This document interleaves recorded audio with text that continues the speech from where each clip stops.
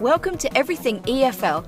My name's Erin O'Byrne, and I firmly believe that you as a teacher are special, amazing, creative and passionate. But it's very easy to get burnt out and overwhelmed. With my podcast and my teacher training, I aim to help you avoid burnout and cut down on your prep time so you can unleash your creativity and enjoy your work more mindfully. Are you ready? Let's go! Hello, you gorgeous teacher. If you're one of my lovely regular listeners, welcome back. If you're brand new to Everything EFL podcast, you are most welcome. Welcome to the second of my mantra series where I share with you a few things that I seem to say a lot when I'm teacher training. I see a few more people joining my newsletter since my last episode, so thank you very much for your faith in me, and let me know if you're doing the weekly challenges. I adore hearing from you. In fact, let me know about anything in your life. If you need help, you need support, if you have any comments, queries, anything, get in touch. Well, I'm going to start with a question. If you're not doing something that's challenging your current way of doing things, have you asked yourself why?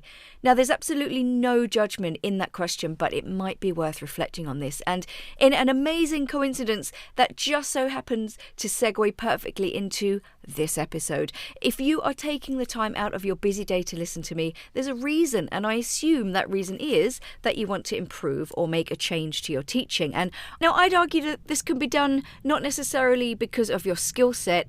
I'd argue it's your mindset, growth mindset. Now, there's a fantastic sketch note on the benefits of stepping out of your comfort zone, which is what this episode is all about, by Sylvia Duckworth from teachingthought.com. And I created a post for this. So see the link in the show notes and you can go directly to the post to see all of the benefits of stepping out of your comfort zone. And obviously, I'll talk a little bit about that later. Back to you though, my gorgeous teacher. I know that you've stepped outside your comfort zone before. You've learnt or mastered at least one language. You've probably travelled and lived in different countries, and I'm sure you've done loads of stuff in your time. But when it comes to teaching, are you a little stuck in your ways? Again, no judgment, but I think teachers are, to an extent, creatures of habit. We get very comfortable very quickly with what we know and what we like. And, again, no criticism, no judgment. However, sometimes it's a help. It's good for students to know exactly what to expect, to have some sort of routine and regularity, but sometimes that can be a hindrance. Not changing things up a bit or trying new stuff and not seeing what works and also what doesn't can lead to stagnation, frustration, demotivation, possibly lack of enjoyment and variation from your job, and maybe even boredom.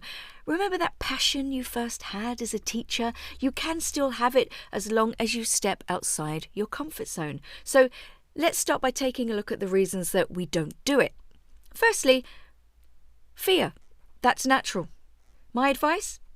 Put yourself in the place of your students. Don't we always ask them to do things they don't want to do, like, speak, answer questions when they're not sure of the answer, do a presentation, and we don't expect miracles from them. And we certainly don't judge them if they don't get it completely right. But we're always telling them, don't be afraid. But the fact is, this kind of thing can be terrifying for some students. Why? In a lot of cases, they feel the fear, that what if moment. So don't just put yourself in the place of your student. Treat yourself like a student. Teaching is one of those professions where you will never, ever stop learning. If you don't have time for books, let someone else like me do the heavy lifting and just take a little bit of advice or a tip or an activity and try it. Then try another one. Secondly, there are tons of videos, books, articles and resources out there. I mean, look, I've saved a million different posts on LinkedIn alone and I haven't looked at them. I've got 4 books that I ordered from Amazon in the last year and they're just sitting there. I haven't read them yet. I'm trying to find the time to read them and implement something in my class. But at the end of the day, trying new stuff is overwhelming because life, you're snowed under, kids, family, cleaning, lesson prep, stuff. But the fact you're listening to me now is a good sign. And the good news is it doesn't always have to be overwhelming. I think I've said this, probably a million times before. Small steps to better teaching, step by step. We do things for our students step by step to scaffold and make sure they can reach the end goal of production, one thing at a time. So And that's it. That's all it takes. Don't go crazy and do too much. I mean, a perfect example is, if you're not a techie teacher, and I include myself in that category, don't try and create a video and upload it to YouTube. Turn on your camera, speak for 5 seconds, turn it off and have a look at it.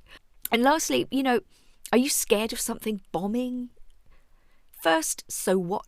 It's all a learning experience. So what if you try something new and it doesn't work? Do you get mad at a student if you teach them a grammar point and they try to use it and they make a mess of it?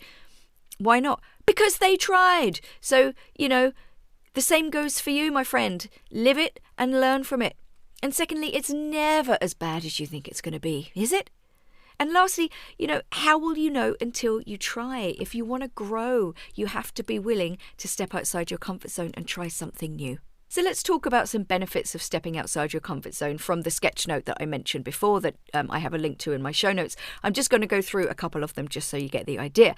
Firstly, you'll start growing quickly and gaining more interest in trying new things. And, I think this is self-perpetuating. I added that last bit. New stuff begets new stuff, I think they said in the Bible.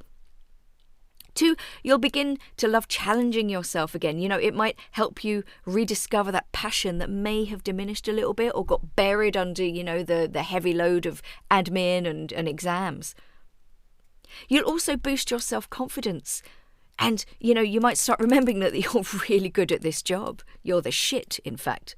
That last bit was me again. And, you'll realise the only way to success leads through discomfort. You have to experience it, acknowledge those doubts, feel those butterflies, and you will get through it. And like I said, it's never as bad as you think. And what a great lesson to pass on to your students. I'm also going to add one of my own. I think that stepping outside your comfort zone improves adaptability. I mean, what is teaching if it isn't the ability to wing it, to switch things up when they're not working, responding to and reacting to a plethora of situations that can crop up during class? And if you can deal with that, which we do on a daily basis, stepping outside your comfort zone and trying something new should be a walk in the park. The biggest difference between reacting in the moment and then making plans to do something new, the only difference is really that you don't have time to think about it on the spot when you're reacting. Whereas when you're thinking about it and planning, those voices in your head start trying to talk you out of it. You know the ones I'm talking about. So it's all about small steps, small changes, small wins. At the end of the day, if you're not 100% happy with the way things are, don't you think it's time for just a teeny little change? And that, my gorgeous rock star of a teacher, is all it takes. So with that said, my challenge for this week is start making a small list of things you'd like to try. Is there an article or a post you saved ages ago? Take 5 minutes to read it or watch it or take something from it and try and implement it in your lessons this week. Just one small thing. That's it.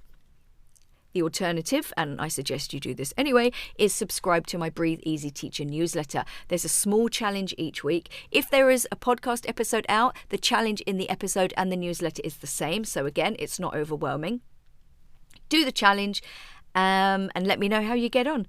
And, really it all boils down to this question. What have you got to lose? So that's it, guys.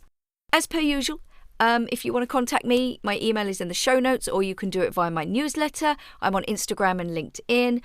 If you listen to me on iTunes or Spotify, give me 5 stars and a review. This helps push me up the ratings. Listen to my back catalogue and share an episode or episodes with a colleague if you think they'll find some value in it. And if you'd like me to visit your school online or possibly in person if you're in Dublin and do my lexical approach webinar or maybe some other kind of teacher training in your school, ask your admin to contact me. My email is in the show notes. And as always, look after yourself, have a safe and peaceful week, and share the love. Bye.